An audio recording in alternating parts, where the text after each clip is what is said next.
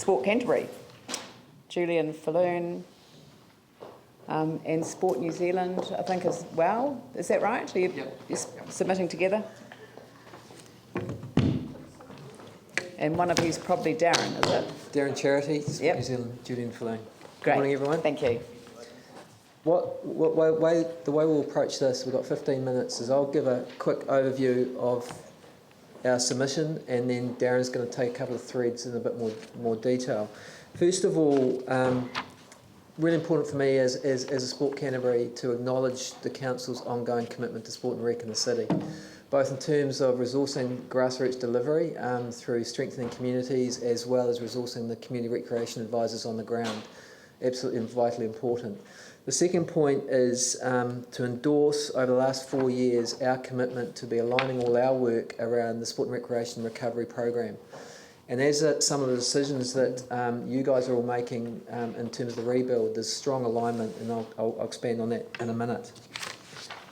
In terms of the recovery program, the last 4 years we've focused on getting participation in sport back to pre-earthquake levels, and we've achieved that and celebrated that, but we're not holding that as an ultimate success. We want to move through that and push on.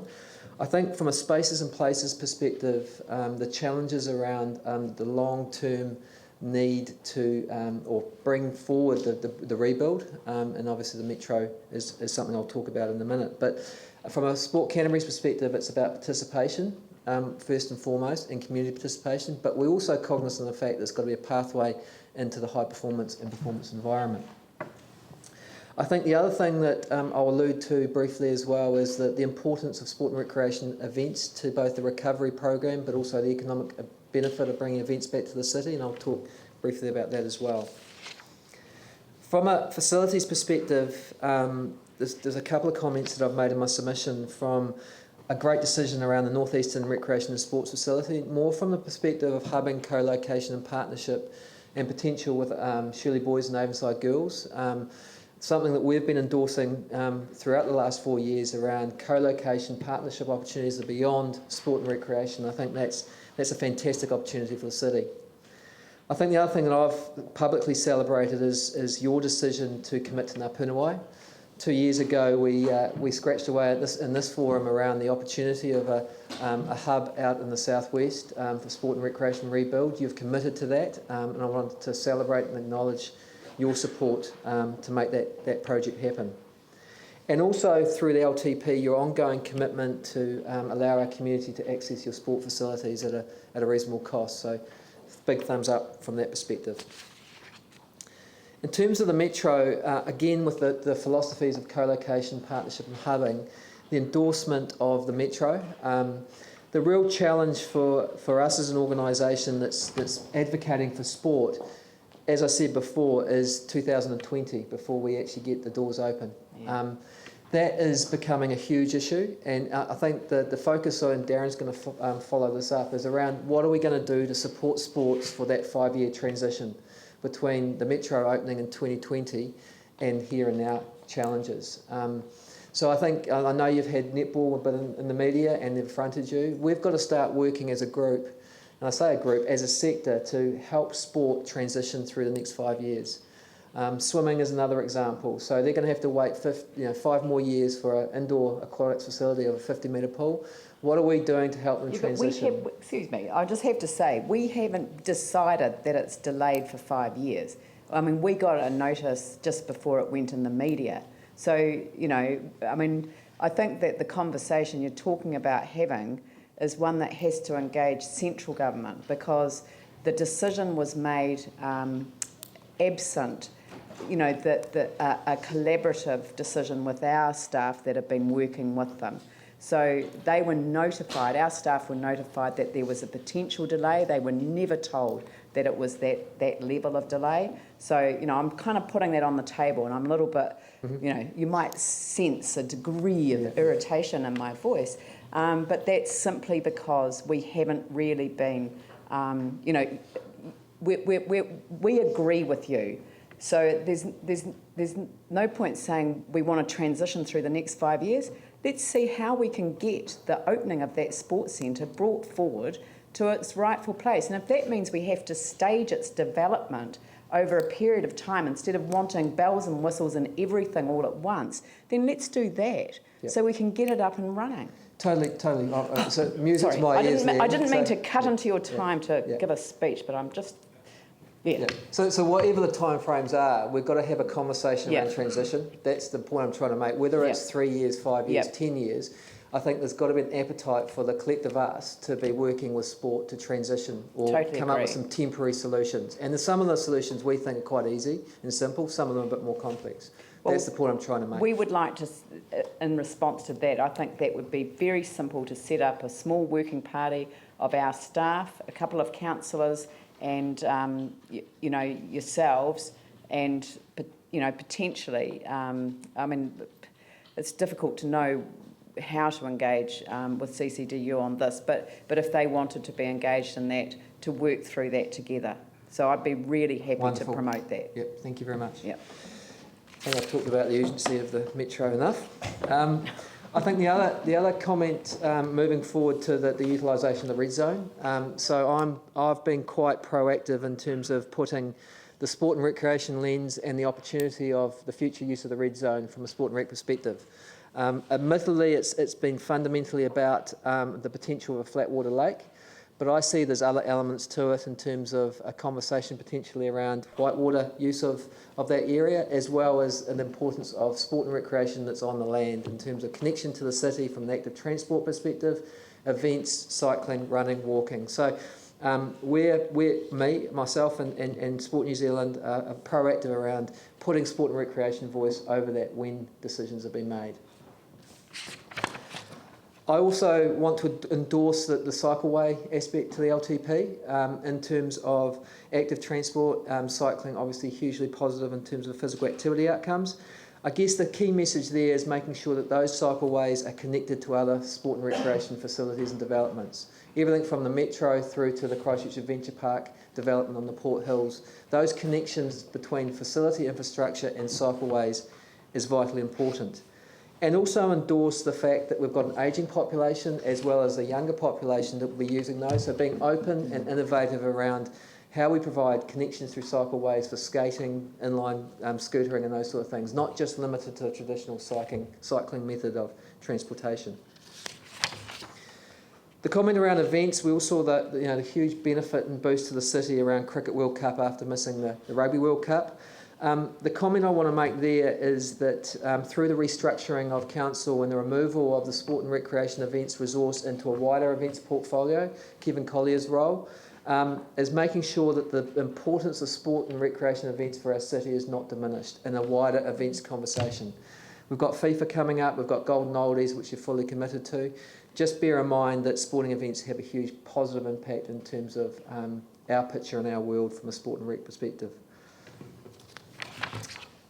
In terms of community sport and recreation on the ground, obviously the council again commend them for the ongoing commitment to open spaces. It's all very well to get hooked up into the major infrastructure developments. Fields, and we just talked about it with the Linwood guys just before, is that open spaces are just as important for sport and recreation. I think the other fact that strengthening communities in terms of the long-term viability and sustainability of sport at a community level, you invest heavily. The last 4 years we know that clubs are struggling, so that investment is actually gold for the long-term viability of clubs. And as I said before, your community recreation advisors, working in partnership at a community level with my staff, who are on the ground, facilitating and connecting. We talked about this before, you heard around the school connection to community sport. That is an absolutely vital link to be not reliant just on young people getting the experience of sport in a school setting, but into the wider community. So your people on the ground alongside my staff are absolutely vital in the fragment of a community development model that uses sport and recreation. I'll hand it over to Darron now in terms of just taking some of those threads a bit further. Thanks, Julyan. As a government agency, Sport New Zealand is charged with inspiring our kids to have a lifelong love of sport, protecting our pride and our sporting legacy, and ensuring our elite talent has the best possible chance of success on a world stage. Sport is at the very heart of who we are as Kiwis. Sports transcends gender, race and age, teaches teamwork, embeds lifelong values, and create regional pride, parochialism and nationalism. Sport defines our culture. It's who we are as Kiwis. Canterbury has a long and distinguished, successful sporting heritage, born out of an environment of community and accessible open spaces and places. For generations, our grandparents, our parents and ourselves have had an ability to participate and achieve in our sports. We've had access to and ability to use facilities and communities and have invested in these facilities over these generations. These facilities and spaces and places have enabled our sporting success and the successes our region has thrived off and enjoyed for many years. However, this has all changed. Our world has changed. We can no longer rest on the laurels that we will always be successful. The signs are clear. Our sports system is straining under the stress. Straining not only from the physical built form facility perspective, but from the very fabric and foundations that run our sports in this region. The sports system and the codes themselves across our region are fighting for survival and ongoing sustainability. We foresee major risks in sports and rec participation due to a generational gap being created out of circumstance. Once created, we know the generational gap is very hard to bridge. As a proud sporting province, we are facing unprecedented challenges. We do not see these challenges, if we do not face these challenges now and act, our children and their children may grow up without the red and black pride that we grew up with as kids. As a regional barometer for our organisation, I've identified two pending challenges to the sector that we look forward to working with Council to proactively resolve and through our partners here on the ground with Sport Canterbury. Julyan has touched on the need for a longer transitional process, transitional plan, and I really liked what Leanne said around bringing forward a staged approach to the Metro in particular to enable that facility to be open as quickly as possible. We also see a major challenge around workforce planning. With all of the investment by Crown and Council and the private sector, we know we have a firm understanding of the future workforce needs that those facilities will need to maintain and be operational. Our region and sector challenges this service are quite immense. We know in the next 2 to 5 years, we may need 300 to 500 new staff to come into that sector and work. There's a need to create and develop programs with our tertiary partners that will have a workforce that is ready to meet this demand. No easy task, but I think the lessons learned from the current construction sector constraints are lessons we should take forward, given we know we have fixed timelines for delivery. Out of all of this comes regional opportunities. I've seen an increased cross-agency collaboration, certainly here on the ground with the likes of MOE and their rebuild program, and also across Council, NZTA and private sector. The Metro Sport offers a fantastic opportunity to be recognised as the home of sport for the region and also the establishment of a regional sports house. Ngā Pūnawai, fantastic outcome. We congratulate Council on making that happen. Eastern Sports and Rec in the collaboration with MOE, again a fantastic outcome and one that I'm personally invested in making sure we can make that work.